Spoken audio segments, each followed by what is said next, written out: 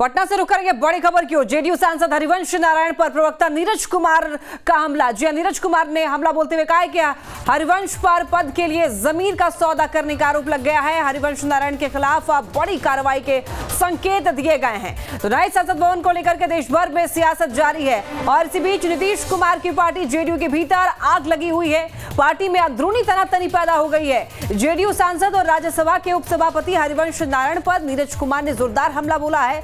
नीरज कुमार ने हरिवंश पर पद के लिए जमीन का सौदा करने का आरोप लगाते हुए बड़ी कार्रवाई के संकेत दिए हैं। रविवार को पीएम मोदी ने भव्य तरीके से देश के नए संसद भवन का उद्घाटन किया। पूरे आयोजन से नीतीश कुमार की पार्टी जेडीयू समेत 21 राजनीतिक पार्टियों ने दूरी बनाए रखी और अभी यह देखा जा रहा है कि जेडीयू के अंदर ही अंदर अंदरूनी कलह देखने को मिल रही है। हरिवंश पर पद के लिए जमीन का सौदा करने का आरोप लगाया है।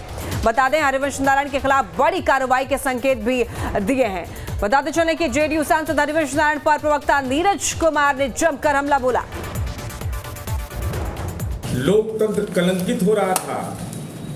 हमारे पुरखों के इतिहास को हटाने की तैयारी थी और इस तस्वीर में भी आप कहीं नजर नहीं आते हैं। आपने अपने कार्यक्रम में उपस्थिति देकर जब लोकतंत्र का काला अध्याय लिखा जा रहा था, उसके प्रथम पेज पर आपने अपनी उपस्थिति बनाकर हस्ताक्षर किया है। ये चिंता और चिंतन का विषय है। हरिवंश पर जेडीयू के हमले पर अब राजनीति हो रही है। बीजेपी और आरजेडी का पूरे मामले में क्या कुछ कहना है, सुनाते हैं आपको। दुर्भाग्य है हरिवंश जी जैसे पर नीतीश बाबू सवाल खड़ा कर रहे हैं। नीतीश बाबू प्रधानमंत्री बनने में अपना सब कुछ खो दिया है। देखिए, अब ये जेडीयू का आंतरिक मामला है। वो जेडीयू से माननीय सांसद हैं और राज्यसभा के माननीय उपसभापति हैं आदरणीय हरिवंश जी। तो इस पर जेडीयू ने अपनी प्रतिक्रिया अपनी पार्टी उनकी पार्टी ने दे दी है। इस पर हमारी प्रतिक्रिया उचित नहीं है। ज्यादा जानकारी के लिए संवाददाता सनी हमारे साथ जुड़ गए हैं पटना से। सनी, देखिए, नए संसद भवन के उद्घाटन के बाद अब जेडीयू के अंदर ही कलह देखने को मिल रही है। प्रवक्ता नीरज सिंह ने इधर जेडीयू के सांसद पर जोरदार हमला बोला है और साथ ही साथ जमीन से सौदा करने की भी बात कह दी है।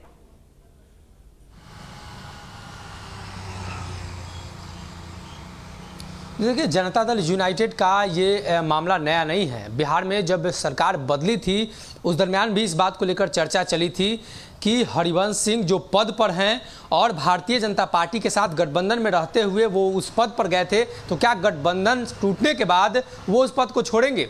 लेकिन लंबे समय से वो थे और कहा जा रहा था कि मुख्यमंत्री Nitish Kumar two way communication रखना चाहते हैं। नीतीश कुमार ये भी चाहते हैं कि भाजपा के साथ बातचीत का रास्ता खुला रहे।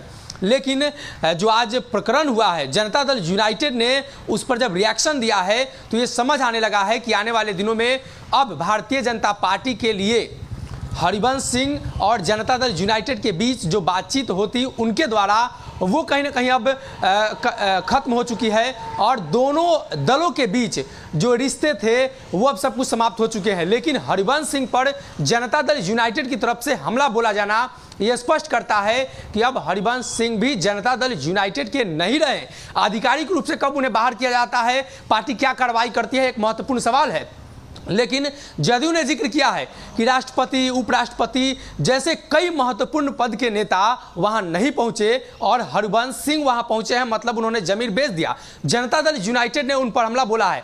इसके पहले जदयू के राष्ट्रीय अध्यक्ष ललन सिंह के साथ उनकी मतभेद की खबरें आई थी और चर्चा थी कि ललन सिंह जिन बातों का जिक्र कर रहे हैं और शायद ललन सिंह दबाव बना रहे थे हरिवंश सिंह पर कि वो उपसभापति का जो उनके पास पद है उससे इस्तीफा दे।